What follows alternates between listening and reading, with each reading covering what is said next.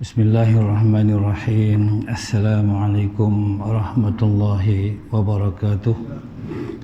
Innal hamdalillah nahmaduhu wa nasta'inuhu wa nastaghfiruh wa na'udzu billahi min shururi anfusina wa min sayyiati a'malina. May yahdihillahu fala mudhillalah wa may yudlil fala hadiyalah. Rabbi shrah li sadri wa yassir li amri wahlul 'uqdatam min lisani yafqahu qawli. Wala haula wala quwwata illa billahil aliyyil azim. Yang hormati pengurusi Masjid Al-Mu'min Kampung Tanah Putih Pekan, ahli jawatan kuasa Masjid Al-Fadil dan Tuan Imam Bilal siap-siap, seterusnya sidang jamaah yang dirahmati Allah. Alhamdulillah, bersyukur pada Allah Subhanahu Wa Taala pada malam ini dapat kita bersama-sama di masjid tuan-tuan. Walaupun dalam skrin tu tak ada gambar saya, maknanya tak tersenarai lah, tapi ada masa-masa saya boleh mencelah dalam masjid tuan-tuan.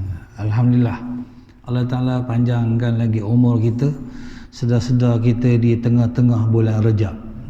Tengok bulan purnama penuh lah, dengan sibuk kita kemari ke sana dengan pandemik, Roblox dan sebagainya. Tapi sedar-sedar kita berada dah di pertengahan bulan Rejab, bulan yang dipanggil bulan keampunan, bulan istighfar. Dia suruh kita banyak istighfar. Kenapa? Dosa banyak lah tuan-tuan, berbagai-bagai dosa dengan Tuhan, dengan manusia, sehingga datang wabak pandemik ni. Dah semua manusia jadi jam di dunia ni. Tadi saya lalu Pantai Sepat, ramai orang berkelah Pantai Sepat. Lama tak tengok laut agaknya. Pukul 7 tu mandi lagi di laut. Punya rindu kepada air laut. Rupanya kita hari ni bila diarahkan pergerakan kita, rupa-rupanya kita jadi tertekan. Apatah lagi tuan-tuan, pada hari kiamat nanti kita akan diiring oleh para malaikat untuk membalas segala amalan kita. Hari ini kita tengok dalam media-media terpampang orang korupsi, menyeleweng, khianat, sama ada dalam negeri atau luar negeri. Orang mandu kereta macam-macam, langgar lah apalah. Sama sekarang kamera semua ada depan kereta, boleh tangkap. Rupanya macam-macam. Itu baru teknologi yang ada. Apatah lagi pada hari kiamat dah. Chip kita semua ada, iaitu buku catatan amal kita, yang pasti akan dibalas oleh Allah Subhanahu Wa Taala. Jadi bulan Rejab bulan keampunan. Allah Taala mengampuni semua dosa hamba-hambanya, dengan syarat hambanya kena kembalilah melihat SOP Allah. Jangan sibuk dengan SOP kita je. Kita punya SOP okey juga, cuma kita tunggulah bila nak rapat semayang ni. Dah lama dah hak lain nampak okey je, dah semayang tak rapat-rapat. Akhirnya masjid kita tak muat, kecuali masjid tuan-tuan ni tak apa, tak rapat pun, dia tak penuh juga dah. Masjid lain tuan-tuan, masya-Allah. Tuan-tuan pergi masjid ke Padang tu, Masjid Tariq bin Ziyad, bapak ramainya. Semalam saya tak ada program, join dengan dia orang. Dah anak-anak muda penuh. Lepas semayang, masjid pandai dia sediakan makan malam. Sebelum tu kenduri kahwin. Maknanya kenduri kahwin sekarang tak boleh ramai, dia buat di masjid. Patutlah ejekan masjid beritahu datang masjid. Rupanya nasi minyak kambing gulai kambing spesial. Menjilat jari tak? Penuh. Ini maknanya masjid merupakan tempat perhimpunan yang diperintahkan oleh Allah Ta'ala sejak daripada dulu lagi. Ini kita bila tu sikit masjid walhal masjid ni tempat kita berdoa, tempat kita membentuk peribadi kita. Sebab itu Allah Ta'ala pada tanggal saja bulan Rejab, boleh katakan seluruh dunia lah, umat Islam akan mengingati balik kisah yang berlaku kepada junjungan besar Nabi kita Muhammad sallallahu alaihi wasallam, iaitu peristiwa Isra dan Mi'raj. Kita pelik dah tuan, surah Isra ni walaupun ayatnya banyak tapi satu ayat je cerita tentang Isra dan Mi'raj. A'udzubillahi minasyaitanirrajim. Subhanallazi asra bi'abdihi laila minal masjidil harami ilal masjidil aqsa alladzi barakna hawlahu linuriyahu min ayatina innahu huwas samiul basir. Satu ayat je cerita tentang peristiwa yang sangat besar. Ada Maha Suci Allah Ta'ala yang menggerakkan hambanya. Kita ni Allah Ta'ala yang menggerakkan hambanya Nabi kita Muhammad sallallahu alaihi wasallam bergerakan daripada Masjid Haram ke Masjid Aqsa yang sangat jauh pada masa dahulu. Kalau naik unta tu kalau naik unta tu 2 minggu ke sebulan, 30 hari apa nak sampai. Itu pun kena piak dia punya perut dia. Kalau tak piak 2 bulan lah. Itu maknanya pada masa dahulu mana ada macam sekarang macam-macam kenderaan canggih-canggih. Tapi walaupun canggih, pergi kat airport tengok landing ni kau terbang. Tak boleh jalan kau terbang. Kau terbang tak jalan, bas tak jalan, pemandunya berhenti kerja. Rupanya datang saja ada virus ni, habis semua seolah tarik handbrake. Kita pun dulu nak mengetir tak boleh. Kursi semua naik atas meja. Siapa mengetir 1000. Kedai semua lampu je pasang, orang tak ada. Orang nak minum dari kedai pun tak seronok sebab minum kedai tak boleh minum. Bungkus saja. Kalau bungkus baik masuk rumah. Merungok orang berniaga tak. Rupanya bila disekat seketika saja kita dah mula buntu dah. Tapi walaupun demikian ada hikmah sebaliknya. Mungkin badan kita pula dia sihat. Kurang dah minum teh tarik dengan roti canai. Kalau tidak tiap-tiap pagi roti tarik canai. Kedainya kedai mak janda. Bila kedai mak janda kita makan lebih sikit lah. Teh tarik tak seberapa sangat, tapi tengok ke janda tu lawa. Minum pun sedap. Kena pula ada telur pula atau canai. Ini tuan-tuan tak? Benda-benda yang menjadi ujian kepada kita atas dunia ni. Bukan salah apa, benda tu memang ketentuan Tuhan lah. Jadi janda tak? Kita yang masih bujang ni bolehlah ejah janda-janda tu. Macam kita ni ada lagi 3 bujang 3 lagi. Tapi bila bab hak itu agak susah sikit lah nak berurusan.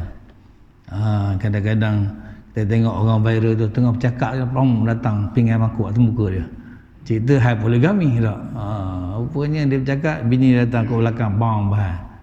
Tak berani kita. Ini tuan-tuan, ujian yang diuji oleh Allah Ta'ala kepada kita di zaman teknologi canggih sekarang. Dulu orang berperang dengan kerih lembing, dengan panah. Datang penjajah bawa senapang. Habis. Kita guna ilmu kebal pun tak, akhirnya habis. Akhirnya guna pula ilmu nuklear. Tekan je. Akhirnya nuklear pun dia pakai. Virus pula sekarang serang kita. Alhamdulillah. Kita dengar sekarang vaksin dah sampai dah. Tapi walaupun dah sampai, kita belum tentu lagi boleh mengawal seluruhnya sebab bukan semua orang lagi, baru ketua-ketua baru yang barisan hadapan baru. Ini itu apabila dah ada. Sebelum ni orang gunakan hal yang tradisional aja, air kelapa ya. Tempat-tempat tuan-tuan air nyor banyak. Air nyor jangan main tu. Pokok yang duduk di antara langit dan bumi, dia penawar. Dak air nyor jangan main tuan-tuan. Ubat dak. Kata kita perah pula asal limau. Minum habis corona lagi. Tapi orang yang minum tu saya cerita, orang lain tak tahu lagi. Muslimin muslimat dimati Allah. Bila kembali mengingati peristiwa yang berlaku kepada Nabi kita Muhammad sallallahu alaihi wasallam. Peristiwa yang sangat besar. Setiap tahun dalam bulan Rajab kita akan mengingatinya. Saya bukan nak cerita daripada awal ke akhir, tapi nak ambil apa yang diterima oleh Nabi sallallahu alaihi wasallam, iaitu ibadah sembahyang. Pada bulan Rajab juga dipanggil bulan solat, bulan sembahyang. Kenapa kita titik beratkan solat sembahyang? Kerana sembahyang ni dia imanuddin, tiang agama, dan dia segala-galanya. Dia segala-galanya.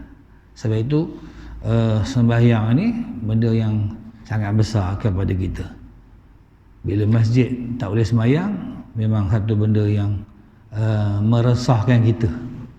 Baru-baru ni tuan-tuan di Muazzam Shah PKPD, katanya rantai besi kat tepi jalan tu, tak boleh masuk, tak boleh keluar. Bila saya dapat maklumat, rupanya dia punya setiausaha AJK Masjid dah 10 hari dah ICU.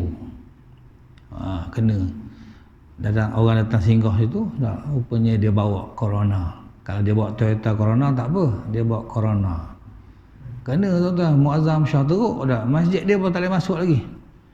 Dah keluar dah yang ICU ni dah. Yang sahabat tu kena ICU, dia kata 10 hari. Tidur je, doktor bagi ubat tidur. Tak ada ubat, ubatnya tidur lah. Dah, dia rawat lah kita.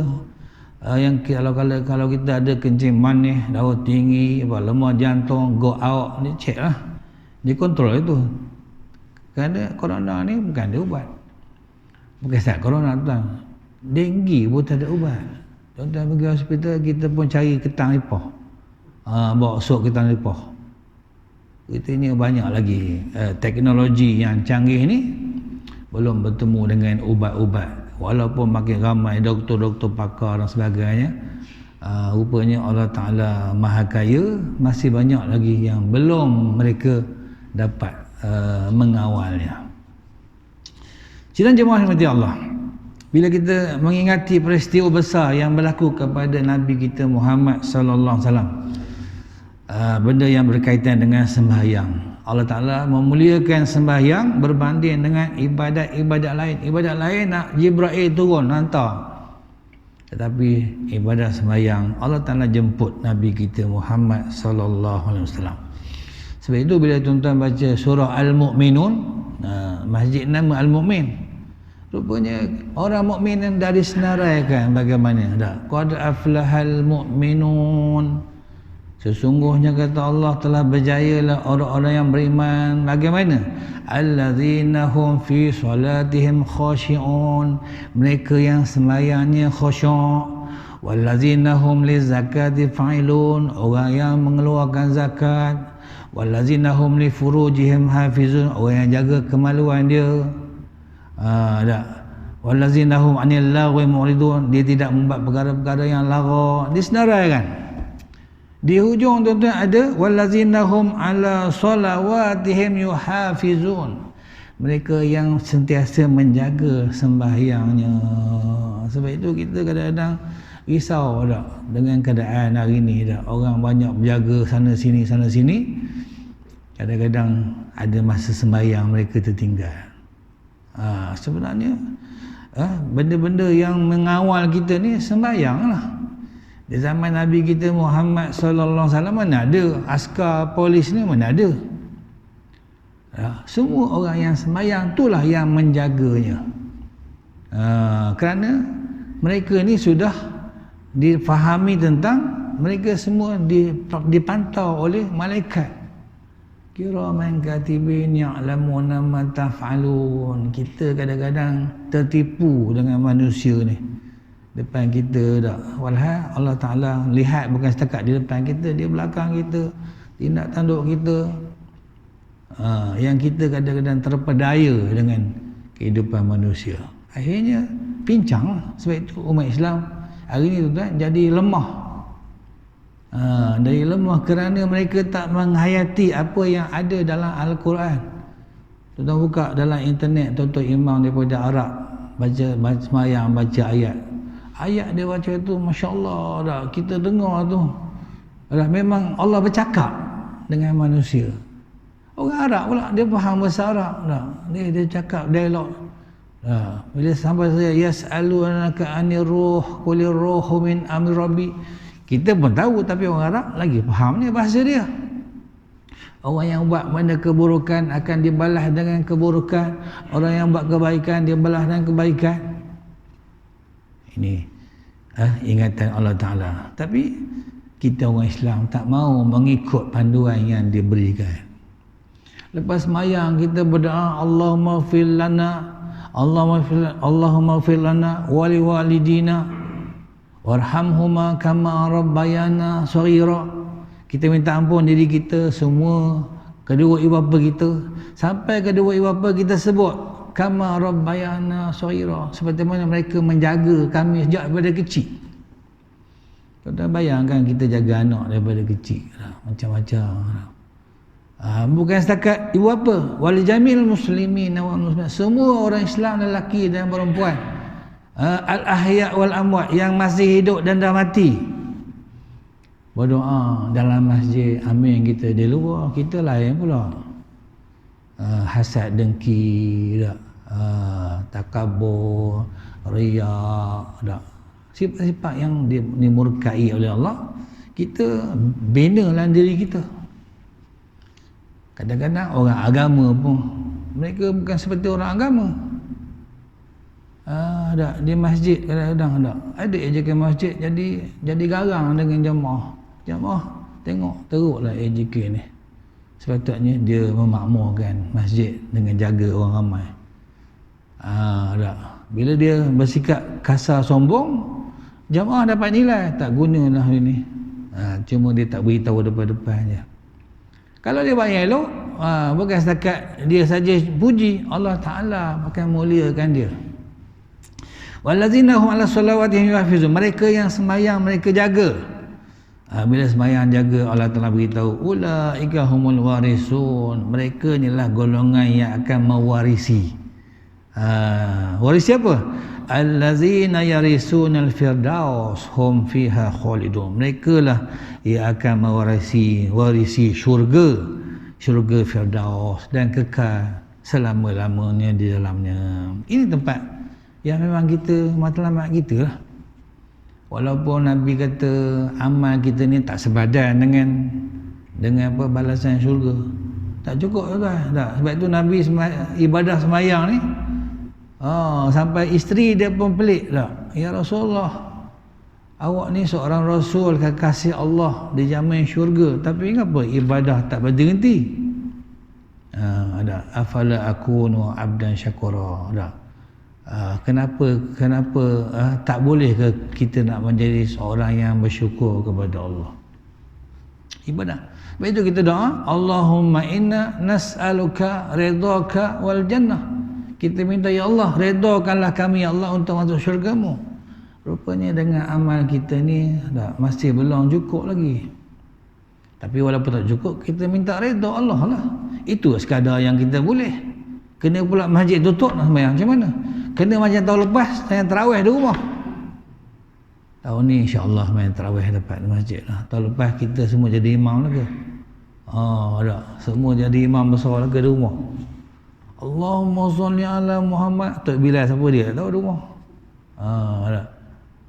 Kita rasa luar biasa. Sepanjang hayat kita tak pernah berlaku demikian. Tiba-tiba tahun 2020 yang diwawasakan oleh Perdana Menteri pada masa dulu, rupanya 2020 semua jam lagi, tutup. Sembahyang pada rumah, Mekah pun tak boleh pergi. Tapi walaupun demikian, kita berjaya menghadapinya. Dan sekarang kita dah hampir setahun dah menghadapi pandemik, dan sekarang alhamdulillah ada dia punya ubat penawar dia. Dah takut itu. Tengok itu tu, orang kena cucuk ni, Messi ni kena cucuk menjerit dia. Itu viral yang disuruh kita mengambil ubat supaya dapat diberikan ketahanan kepada kita. Jadi sembahyang ni, bila tengok saja sembahyang ni, dia menjadi titik pemisah antara iman dan kufur. Al-ahdul ladzi bainana wa bainahum as-salah faman tarakaha faqad kafar. Perjanjian yang dimeterai antara kami orang Islam dengan orang-orang kafir ialah menunaikan sembahyang. Kita tuan-tuan di negara kita ni dapat beza orang Melayu, orang Cina, orang India. Kalau negara Arab mana bezanya? Dia cakap Arab juga tak? Yang kita tahu dia pergi ke gereja punya. Oh Kristian boleh ni. Tak. Orang Arab juga cakap Arab lagi. Alhamdulillah tu dalam mulut dia je, di bibir dia saja. Rupanya dia orang Kristian. Pergi makan syurma dia, sedap sangat. Balik-balik kuliah bagi syurma. Orang Arab tak. Oh sedap, kawan-kawan itu sedap. Lama-lama Ada orang beritahu, cuba tengok sikit, ada dah ayat Quran dalam kedai dia? Tak ada satu pun. Baru terbayang rupanya ini kedai Kristian. Bila orang Kristian heboh pula kisah anjing pula dijadikan sebagai ganti tempat kambing tadi. Dia badan bukan sama ya. Habis belajar kita tu tak pergi kedai tu. Tak ada tulis bismillah langsung. Tak tahu orang Arab kan, muka sama je tak. Muka sama, cakap Arab sama, rupa-rupanya dia orang Kristian. Kita di Malaysia ni alhamdulillah boleh tahu orang Islam tak Islam. Kadang-kadang kita malu pula orang yang bukan Islam dengan orang Islam. Orang yang masuk Islam dia pula jadi hebat daripada orang Islam. Farid Rabinya tak, Ridwan T-nya, Abid Liu-nya jadi popular tak. Mereka masuk, mereka menghayati ajaran Islam. Macam Abid Liu sekarang ni, anugerah dia beri oleh Tengku Mahkota Johor, oleh menteri apa bagi anugerah ke dia, kerana dengan apa yang ada pada dia, dia tolong orang. Allah Ta'ala ganti dia dengan berbagai-bagai tolong. Terkejut dia tengok tak yang di Kelantan tu, yang 3 beradik tu, seorang adik dia buta, rumah terbakar. Jadi adik dia buta, dia duduk atas tangga tengok rumah dia, mana nampak dia buta. Dia baca berita tu, terus dia pergi, terus cari kontraktor, buat 70,000, siapkan segera. Ini tuan-tuan, maknanya bila kita ada harta benda, ada kuasa, bila kita gunakan ke tempat yang baik, Masya Allah. Tapi yang sayangnya, kita ada kuasa, ada harta, kita terlibat dengan korupsi, terlibat dengan menyeleweng, akhirnya rugilah. Kerana kita sama-sama orang Islam. Jadi ulama menggariskan beberapa unsur pendidikan bila kita menunaikan ibadah sembahyang. Sembahyang ni dia macam mendidik kita. Yang pertama, menyempurnakan pelaksanaan sembahyang tu. Kita cubakan sempurnakan. Banyak kita sembahyang kadang-kadang tok imam laju sangat, tok maninah pun tak ada. Kita nak cuba nak sama rukuk dia, tak ada dah. Dia berkali baca subhanallah azim tu berkali dah. Ada. Kadang-kadang imam baca lama sangat pun ada. Bagi satu masjid bawa ayah saya tu, tumbang ni kan. Dia tahu, oi lama sangat tak imam ni baca. Dia dah umur 80. Allah. Berdiri lagi. Oi ada. Saya pun berasa tak imam ni apa lama sangat. Rupanya kamera pasang depan. Nak rakam. Ini sudah Nabi dah pesan lah. Dah bila berjamaah jadi imam, perhati orang belakang, orang sakit lutut, sakit pinggang, sakit perut, lapar perut, macam-macam. Ini menyempurnakan pelaksanaan sembahyang. Sebab dia amalan yang pertama. Amalan yang pertama yang akan dicek oleh Allah Ta'ala, sembahyang kita. Bila sembahyang kita okey, insya-Allah yang lainnya akan okey. Tetapi kalau sembahyangnya tak okey, masalah yang lebih berat pada yang lain. Macam saya cerita dululah, dia Tok Bilal, tapi sebelum pergi masjid dia pergi ambil nombor ekor dulu. Orang dulu kan nombor ekor ni dia rasa tak dosa, nombor loteri kata dia, nombor kebajikan masyarakat. Ambil nombor lah. Basikal Piramli lah, Hercules itu besar. Lalu lepas tu dia pergi ke masjid sebab nak masuk waktu asar. Selepas azan mai sunat, sembahyang asar, masa rukuk saja kipas angin kuat, keluar nombor dia daripada kocek. Bila keluar nombor tu pergi ke Tok Imam. Tok Imam pun pegang dengan tangan ketika sujud. Rupanya Tok Imam main nombor juga. Itu orang dulu kan dah. Orang sekarang tak ada lah main nombor-nombor gitu lah. Itu nak beritahu pada kita besarnya peranan sembahyang. Dia menjaga dan mengawal diri seseorang. Yang kedua, mendidik manusia supaya bersifat tenang. Tenang, maknanya sembahyang, baca ayat, kemudian rukuk, sujud, tenang. Ada tumaninah dia. Berhenti sekejap. Tenanglah. Sebab masa sembahyang ni masa kita berhubung dengan Allah Ta'ala. Direct. Alhamdulillahirrahmanirrahim. Allah jawab. Hamadani.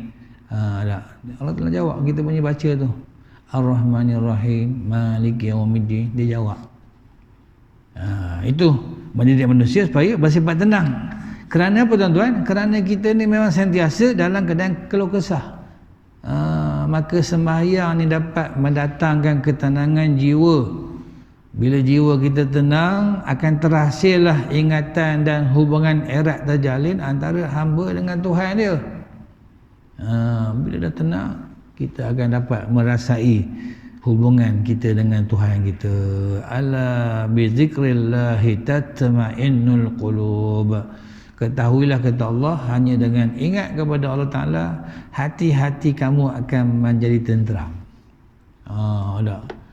Datanglah sifat yang buruk hati kita, tapi bila kita sembahyang, kita tenteram. Tengok orang ni pangkat naik, tengok orang dapat anugerah, kita tenteramkan hati kita. Ada hikmahnya di sebaliknya. Ada benda-benda yang perlu kita kena pikulkan nanti pada hari kiamat. Tanggungjawab, amanah. Dan hikmah di sana kita tak tahu pada masa tu. Pada masa tu tak tahu. Tetapi pada masa akan datang baru kita terdampak. Rupanya ada hikmahnya. Masa yang berlaku tak tahu lagi. Yang ketiga, menghadapi suasana kehidupan dengan sabar.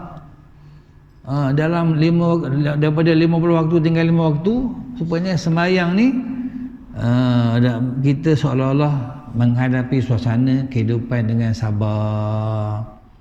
Digambarkan oleh Al-Quran bahawa mereka sering hidup dalam keadaan keluh kesah. Kena pula zaman pandemik ni, keluh kesah kita, takut orang ni kena corona, ni kena corona. Tengok pelajar kena kuarantin. Benda tak nampak. Kita dalam keadaan keluh kesah. Sekolah kena datang tak perlu penuh sekolah. Tak penuh sekolah kan? Pihak pentadbir pula ambil tindakan. Macam mana lah. Macam-macam benda yang menghadapi suasana keluh kesah. Sembahyang.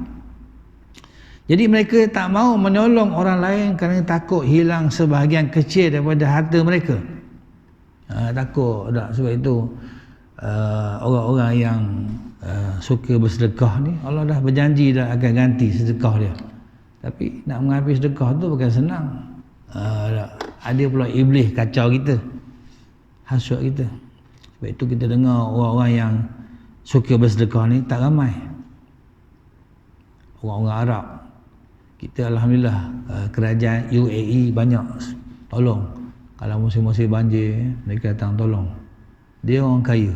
Tong minyak saja keluar sehari lebih banyak daripada rakyat dia. Tapi kita dengar UAE saja. Mana negara Kuwait, mana negara Arab Saudi, katanya susah lagi mereka nak menolong seperti mana yang disarankan oleh agama. Sebab itu sepatutnya seluruh dunia ni orang Islam paling senang. Apatah lagi dia beri hasil bumi yang banyak. Sekarang kita dengar kelapa sawit pun 800 lebih dah start berkilat dayung orang Helda. Getah gitu dia naik sampai RM3. Tapi bila kelapa sawit harga naik, buah pula kurang. Itu dia mengikut keadaan lah. Sebab itu macam kawan-kawan kita ada ladang, jangan main sekarang. Jika diurus dengan baik lah, 800 lebih setai. Kena 10 tahun bulan tu, banyaklah duit kita. Yang keempat, menjauhkan diri daripada perbuatan maksiat. Bila kita sembahyang dengan baik dan khusyuk, menepati syarat-syarat dan rukun-rukunnya, kita ada roh untuk mengelakkan seseorang itu daripada melakukan perkara fahsyah dan munkar. Bila sembahyang tu dah bagus, dia ada roh dia. Dia boleh mengawal kita daripada perbuatan yang keji dan munkar. Roh kita tu dikontrol. Kita boleh kawal, mempunyai roh mengelakkan daripada perkara-perkara yang tak baik. Ini tuan-tuan. Wa aqimis solah, inna solata tanha 'anil fahsya'i wal munkar wa la zikrullahi akbar wallahu ya'lamu ma tasna'un. Al-Ankabut ayat 45 dah. Diberikanlah dan dirikanlah sembahyang, kata Allah. Sesungguhnya sembahyang itu mampu mencegah daripada perbuatan yang keji dan mungkar. Ini Allah Ta'ala isytihar. Siapa-siapa yang jaga sembahyang, dia boleh mengawal perbuatan keji dan mungkar. Tapi kalau masih lagi sembahyang tapi keji mungkar masih dia buat, sembahyang dia masih belum boleh mengawal perbuatan itu. Dan sesungguhnya mengingati Allah adalah lebih besar keutamaannya. Mengingati Allah dengan cara sembahyang lebih besar keutamaannya berbanding dengan ibadat lain, zakat lain. Sebab itu Nabi Isa nanti akan turun. Pertama, dia musnahkan salib. Salib dihancurkan. Kenapa? Sebab salib ni dusta. Orang Nasrani dia salibkan, dia kata salibkan Nabi Isa. Dengan menuduh Nabi Isa ayahnya Tuhan. Akhirnya Nabi Isa akan turun balik, akan musnahkan salib tu. Begitu juga zakat akan dia hapuskan. Sebab bila Nabi Isa turun, dia meneruskan ajaran Nabi kita Muhammad sallallahu alaihi wasallam, orang semua jadi senang. Dia uruskan dengan adil. Siapa yang patut jadi jawatan ni, siapa yang patut pegang harta ni. Jadi dia buat elok-elok, akhirnya tak ada orang nak bayar zakat dah. Semua senang. Berbeza dengan sekarang, ramai yang susah. Tuan-tuan kadang-kadang tak dengar dah. Saya ni selalu dengar orang susah ni. Kebetulan isteri saya tu dia menguruskan anak-anak kanser seluruh Malaysia. Dia dapat belah pantai timur, termasuklah belah pantai barat. Nak pergi hospital pun tak cukup duit, tambang bagainya. Anak setiap bulan kena buat rawatan. Dia ulur bagi 200 tambang bah untuk minum-minum. Banyak yang susah. Ini maknanya kenapa jadi gini? Sebab sistem kita masih belum diuruskan dengan baik. Orang-orang yang susah kadang-kadang terabai. Orang-orang yang senang kadang-kadang dia tak cukup dengan kesenangan dia. Akhirnya berlaku penyelewengan. Bila berlaku penyelewengan inilah yang sangat dimurkai oleh Allah Ta'ala. Yang kelima, membersihkan diri daripada dosa. Sembahyang ni nak bersih kita daripada dosa. Terdedahnya manusia untuk melakukan dosa suatu perkara biasa dalam hidup kita. Benda terbuka tak. Kadang-kadang kita pergi kedai, sebab tu saya ingat ada satu kawan, kalau pergi kedai dia tak turun, dia suruh isteri dia keluar. Kenapa tak turun? Dia kata tak boleh tengok orang, boleh tengok orang dia jadi panas. Yelah, tengok orang perempuan pakai sisi, pakai yang ketat-ketat, dia darah naik lah. Tak boleh darah naik, itu yang bahaya tu. Terpaksa orang kita tengok Al-Quran. Itu sampai tahap gitu. Maknanya terdedah tuan. Dalam keadaan biasa, walaupun pakai tudung lah. Kadang-kadang pakai tudung, tiba-tiba dia angkat tudung dia, nak kesat muka dia, nampak dada dia pula. Kita dulu terkejut lah. Astagfirullahaladzim. Terdedah. Ini maknanya nak beritahu apa tak lagi yang memang suka dedah kan. Allah Ta'ala telah memberi jalan mudah kepada manusia dengan menjadikan sembahyang sebagai jalan untuk menebus dosa dan mendapatkan keampunan dirinya. Innas salawati kafaratun lima bainahunna majtanabatil kabair. Sembahyang ni boleh menggugurkan dosa-dosa kita di antara waktu-waktu sembahyang. Daripada subuh ke zuhur, kalau kita ada dosa, dia akan gugurkan. Daripada zuhur ke asar ke maghrib ke isyak, Jumaat, Ramadan, dia gugur dosa. Kecuali dosa besar. Dosa besar ni memanglah ada 70 dosa besar. Itu kena kita bertaubat kepada Tuhan. Yang keenam, kepentingan hidup bermasyarakat dan mentaati pemimpin. Sembahyang jadi contoh. Maknanya masyarakat dengan pemimpin. Tok Imam jadi ketua pemimpin kita. Kita jadi orang rakyat jelata. Bila imam rukuk kita rukuk, imam sujud kita sujud, mengikut rukun sembahyang. Tetapi bila imam salah, kita kena tegur. Ataupun imam selalu lupa lah. Dah sampai rakaat dah asar, dia naik selagi 5 rakaat dah, kelang kabut dah tu makmum. Subhanallah, subhanallah, ni tak mau turun. Sudah. Itu kecoh lah tuan-tuan. Hak mari masbuk ni macam mana aku nak tambah ni? Nak sawi ke tak sawi? Dia didik masyarakat. Kadang-kadang imam ni dia nak ajar kita tak?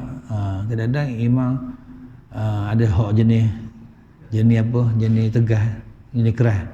Semayang batas semula. Main gitu je. Kita ni banyak benda tak? Kadang-kadang semayang tuan imam banyak sangat mikir. Mayang isyak 3 rakaat saja. Assalamualaikum, orang tegur, 3.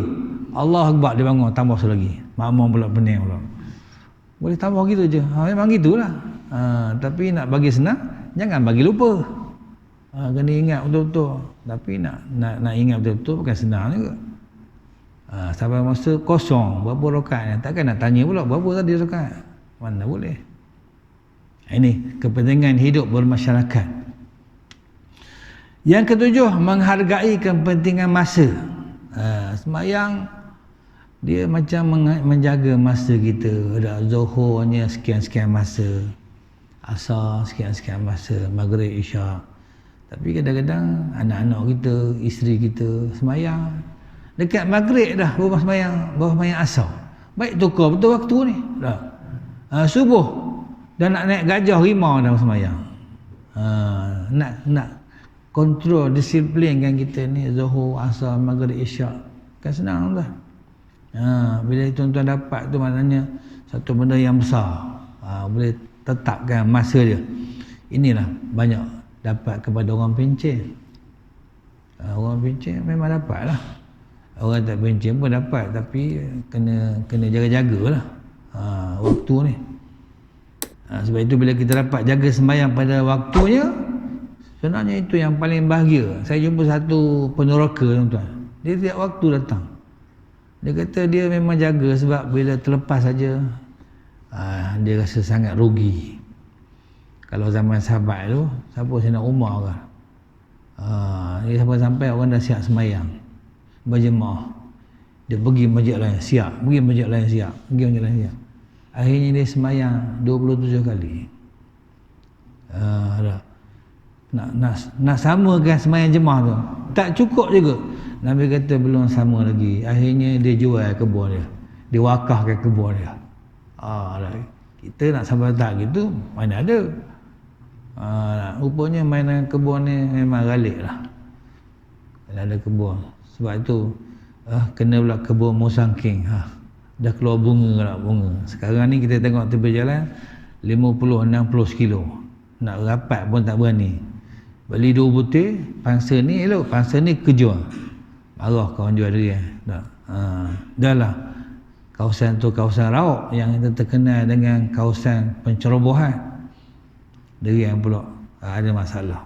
Ini menghargai kepentingan masa. Cepatnya masa ni bergerak dah. Sedar-sedar orang panggil kita pakcik dah. Dulu panggil kita abang-abang lagi. Sekarang ni pakcik lah. Memang kita pun dah reda kita pakcik. Itu tuan-tuan. Perkara-perkara yang berkaitan dengan sembahyang sangat besar. Maka kita sama-samalah mengambil pendidikan daripada sembahyang ni.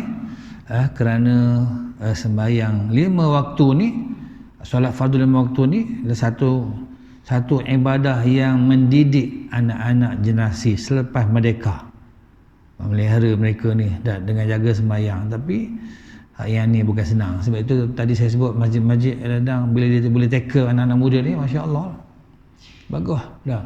Termasuklah anak-anak kecil. Ini kadang anak kecil marah dah. Sebenarnya anak-anak kecil itulah mereka lah yang akan mewarisi orang yang ada di masjid ni, sebab kita semua akan tak ada lepas ni. Dan yang terakhir sekali kita teringat kepada satu ayat Allah Taala beritahu, ya ayyuhallazina amanu ista'inu bis-sabri was-salah. Wahai orang beriman, mohonlah pertolongan kamu dengan Allah. Yang pertama dengan sabar. Yang kedua was-salah, dengan sembahyang. Sabar, kemudian kita tunaikan sembahyang. Kerana kata Allah, innallaha ma'as-sabirin. Allah Taala sebenarnya bersama-sama dengan orang-orang sabar. Jadi Mari sama-sama kita terutamanya dalam bulan Rejab ni yang semakin dekat dengan Ramadan. Imam kita tadi tengok balighna Ramadan, minta sampai umur kita ke Ramadan, kerana bulan Ramadan ni bulan yang penuh dengan rahmah dan juga anugerah kepada seluruh umat Islam, terutamanya umat Nabi kita Muhammad sallallahu alaihi wasallam yang usianya sekitar 60-70, tetapi setiap tahun ada satu bonus, Lailatul Qadri khairu min alfi syahr. Malam Lailatul Qadar sedang digandakan sampai 1000 bulan. Kita tak pernah dapat bonus sampai 1000 bulan dengan dapat 500 manja, setengah bulan gaji, tapi Allah telah beri 1000 bulan setiap tahun. Walaupun umur 60, 70, 80, tapi setiap tahun kita diberikan anugerah.